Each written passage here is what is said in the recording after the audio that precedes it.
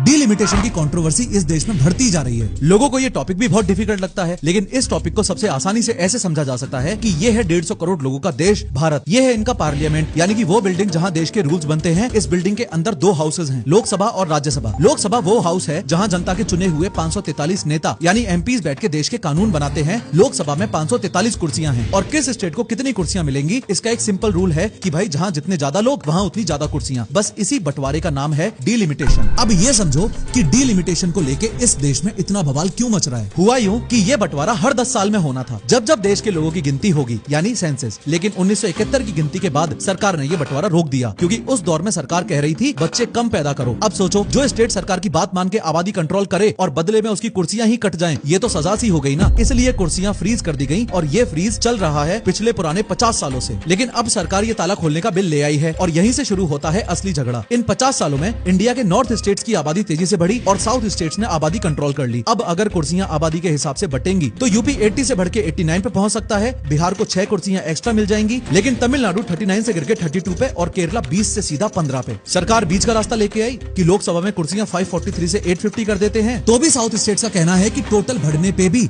हमारा हिस्सा तो छोटा ही हो रहा है ना। यही डिलिमिटेशन की कंट्रोवर्सी है।